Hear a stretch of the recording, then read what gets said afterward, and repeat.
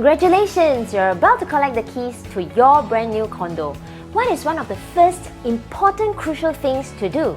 I'm Fina here from InProperty.sg, and today I have an expert here with me to help us answer this question. Hey, hi Wei Guang. Hi Fina, thanks for having me here today. Hey, can you tell the audience a little bit about what you do? Sure. Hi everyone, I'm Wei Guang from Absolute Inspections. For the last few years, I've been helping new homeowners to inspect their brand new properties for workmanship defects. So Wei Guang, how long have you been doing this? My team and I has been doing this for the last 7 years. Wow, 7 years, that's a really long time. So you have done like a few thousand inspections? In fact, more than 20,000 home inspections today. Wow, 20,000 home inspections, that's a lot. So Wei Guang, earlier on you mentioned that during the defects liability period, we can actually report defects and developer will rectify it for free. So does that mean that if I love my new house so much, I want to move in quickly, I can quickly renovate it, move in, and then take my time to report defects? Does it work that way? Will developer rectify everything? Yes and no. Let's assume you have renovated your house and you have moved in, right? And then you find a new defect in your house. Under what circumstances can you report the defect? If the defect is something that is functional in nature, it is something that could not have been damaged by you, yes, then you can continue to report the defects. The developer will come to your house, evaluate the nature of the defects, and if they agree that there is no grounds that the damage could have been caused by you or caused by your renovation contractor, they will continue to rectify it for free. But let's say you moved into your house and then one fine day you find a new long scratch on the main door and you report the scratch. Then the developer may come and say, I'm not too sure who created this scratch. Then they may say, could it be your mover? Could it be your renovation contractor? Or could it be even you yourself? Whether they rectify or not will depend a lot on their level of goodwill. Wow, so then if we really can't live with the scratch on the door, there's a possibility we have to bear the cost of replacing it by ourselves. Yes, that's why it is always good to do the inspection before you do any physical works or moving in. So Wei Guang, after homeowner collects their keys and they turn on the utilities, what is the first most important crucial thing that they should do? I think the most important thing that they need to do is to inspect their house for workmanship defects. The reason why they need to do this is because for new houses, they come with a 12 months defects liability period. So if you report any defects within this 12 months defects liability period, the developer will rectify the defects for you at no cost. That is why it is important to get this part of the inspection done. How can a homeowner actually do defects check by themselves? Okay, before a homeowner inspects his or her own house, there's a need to level up their knowledge.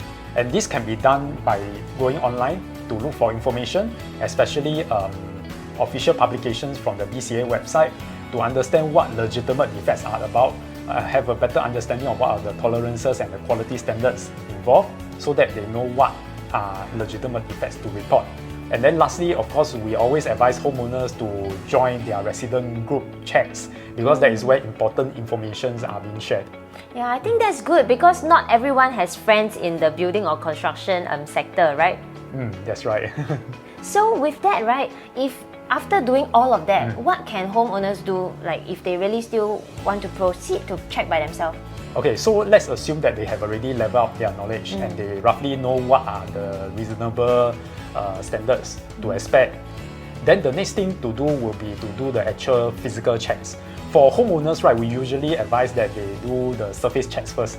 Things like, for example, stains, dents, chips, scratches, and cracks, right? These are very simple surface damages, or what we call cosmetic defects, that homeowners can check by themselves. But it could occur anywhere, right? It could be in the kitchen, it could be on the floor, it could be on the carpentry. So basically, like, we just have to go and check every corner of the house. Yes, that's right. You need to check every corner of the house, and the way to do it is to do it in a very systematic manner. Even for us as professional inspectors, right, we will also divide a house into various classifications of systems and fittings, and then we check them one by one, just to make sure that we do not miss out anything. That's great. What else can they check for? And besides checking for surface damages, right, we also strongly encourage homeowners to do basic functionality checks. Because unlike cosmetic defects, which doesn't really affect the livability of a house, functionality defects do affect how you live in a house. And there are actually very simple functionality checks which homeowners can do by themselves. What do you mean by functionality defect? Okay, functionality defects will be things that affect how a fitting or a system can be used in the house. So there are simple checks which I can give you some examples that homeowners can do. First and foremost would be for condos, for example, there will be appliances, there will be the aircon system in the house. At the very least, you should power up these appliances and aircon system to see whether they are working or not. Oh, the washing machine, Exactly. the oven, all the aircon. Yes. See whether there's any electrical trips The or heater. not. Yes, Okay. that's right. Besides that, you can also check all the locking systems, your door and windows locking, your drawer, whether the keys can fit in properly, whether the lock is working, things like that. Besides that, even for the plumbing and sanitary aspect, it is always good to at least run the tap, run the shower mixer, flush the toilet bowl, see whether they are working properly, see whether there are leaks How or long not. should we leave a sink on or leave a shower on? Like, do we have to leave it on for 10 minutes or 15 minutes or? For us, actually, we will advise that if you can fill a basin or a sink to the brim and then you drain off the water, it is good enough to check for leaks. Flushing, you can do a few rounds of flushing for the water closet. For flooding the toilets, for instance, it is good to just wet the entire area and see whether there's any visible water ponding on the floor. Things like that, these are easily done by homeowners. Oh, that's great. Thanks for the tips. And I think in the industry, according to your experience, what percentage of homeowners will actually do the defects check by themselves? Actually, quite a handful of them. In fact, I would put the number at maybe 80%. 80%. So 80% of people actually do the defects check by themselves. That's right. So, well, thanks for the tips, and I think this will be really helpful for those of you who are actually looking to do the defects inspection by yourself. So thank you, Rick Wang, for being with us today. Thank you for having me today here.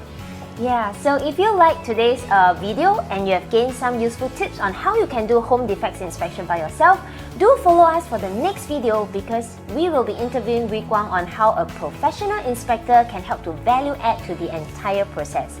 If you like today's video, give it a thumbs up, do subscribe and like my channel. I'm Fina from InProperty.sg. I'll see you in the next video. Invest in your future today.